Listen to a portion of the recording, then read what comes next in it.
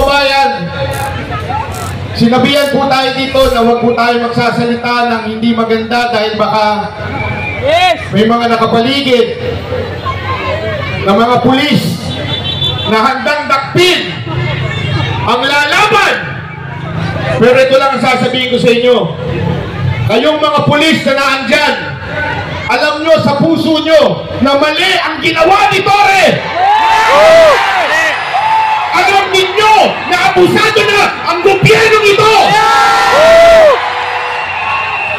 Kung hanggang ngayon nagbubulag-bulagan pa kayo, anong tawag sa inyo? Traitor sa bayan na ito. Tandaan nyo mga kababayan, mga pulis, kayo ang kakausapin ko ngayon.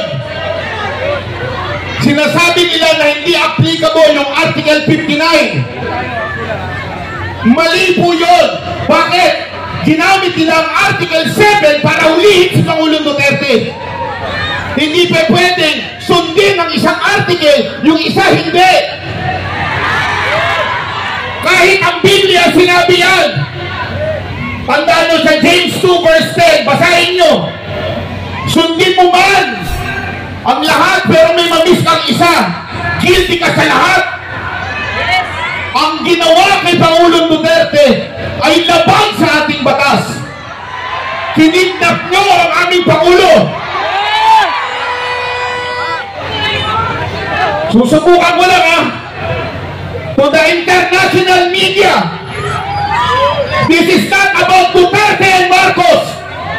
This is not about America, US, Japan. No! This is about humanity. They kidnapped our president. What will you do? Uulitin ko po, hindi tayo nananawagan dito ng kaguluhan, rebellion.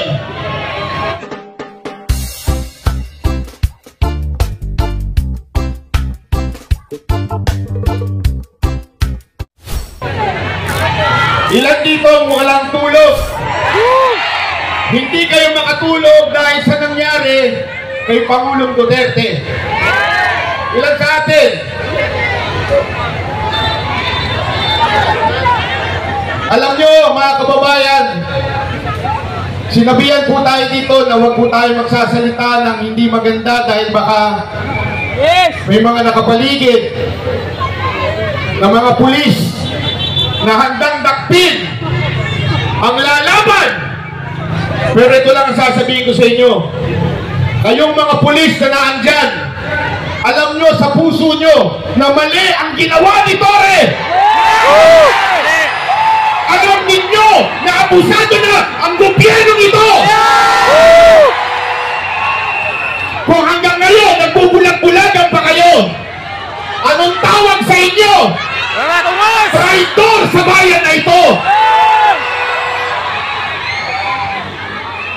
Tandaan nyo mga kababayan, mga pulis, kayo ang kakausapin ko ngayon. Sinasabi nila na hindi applicable yung Article 59. Mali po yun. Bakit? Ginamit nila ang Article 7 para hulihin si Pangulong Duterte. Hindi pa pwedeng sundin ang isang article, yung isa hindi. Kahit ang Biblia sinabi yan. Tandaan nyo sa James 2 verse 10, basahin nyo.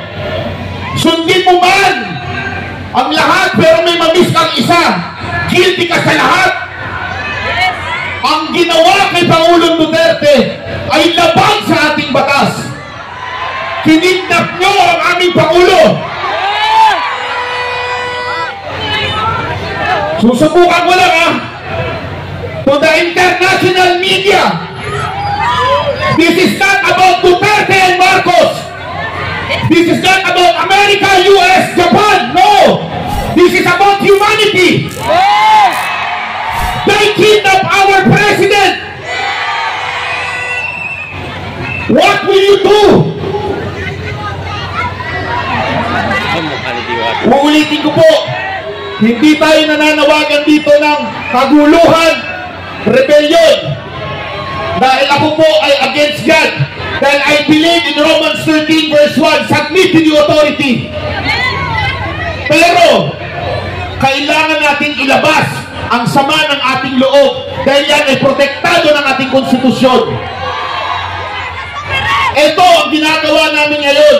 Ang aming damdamin ay ilalabas dahil mali ang ginawa ng gobyernong ito sa isang Pilipino. Nakita niyo si tatay kagabi? Kung hindi ka nadudurog doon, hindi ka Pilipino. Ang dami kong napanood, mga kababayan.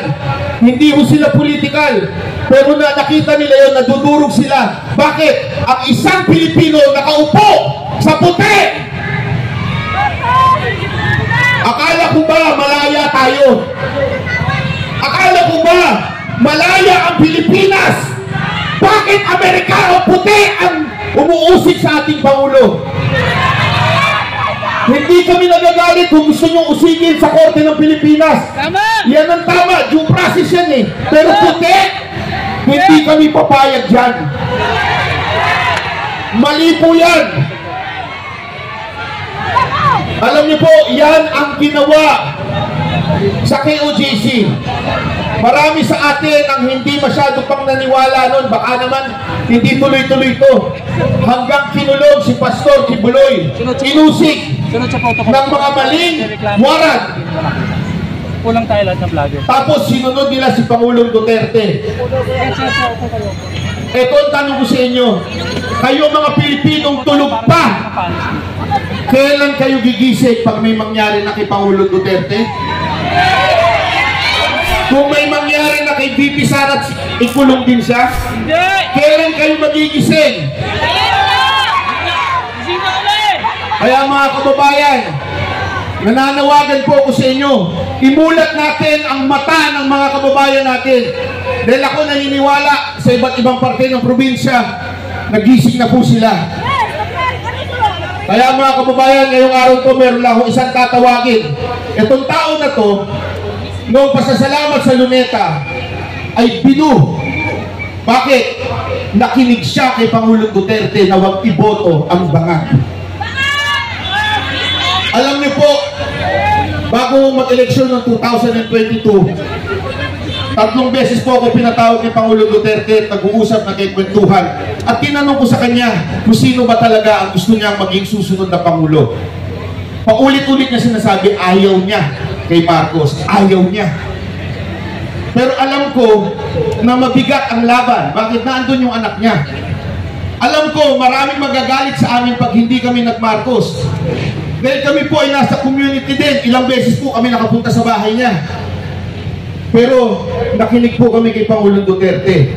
Kaya ang sakit sa puso namin na isang Pangulo na maayos, mag-isip, gusto lang kapakanan sa bayan, ay kukulong nila. At ito po ang isa sa mga binu nung panahon ni Pangulong Duterte. Tawagin ko po si Konsehal Mocha Usod.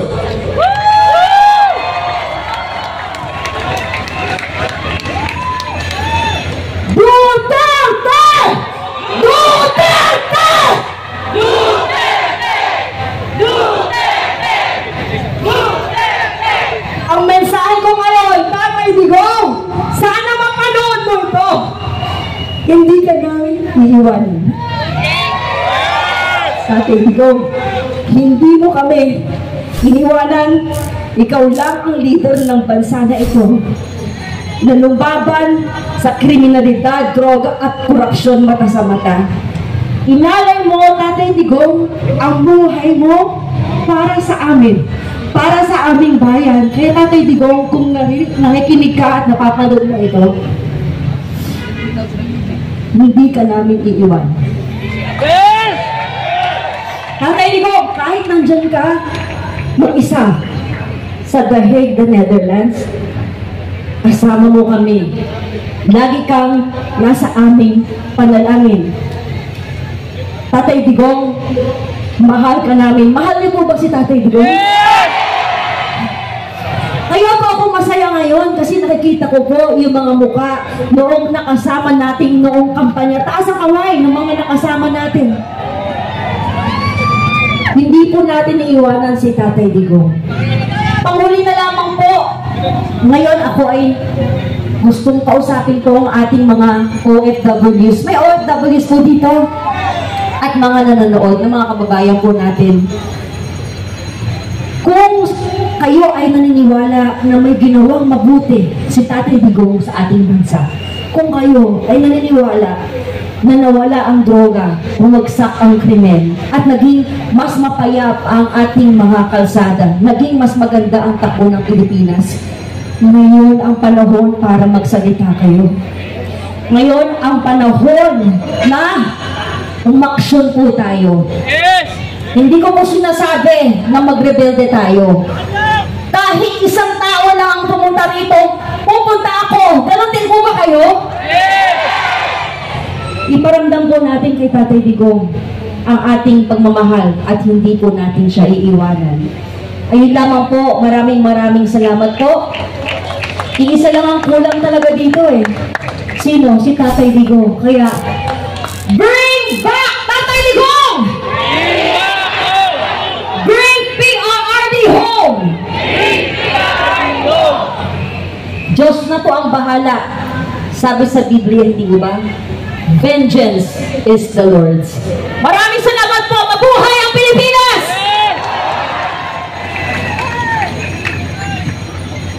Tawagin ko naman po yung mga kasamahan ko, ang Banateros, Master Judea. May konti lamang kami bibigay sa inyo. Boss Dada, Jay Gitara, at saka itong kapatid ko. Mas matanda to ha, si Coach Oli. Idol! Yan, gusto namin kayong Idol! bigyan nyo sila ng mga sombrero. Idol! Idol, isa! Hey! What's Jay? Huwag po tayo tatayo para hindi yung maling ating mga...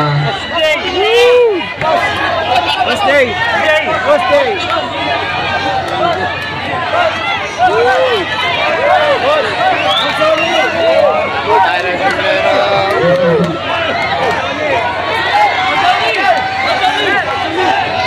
Dali po!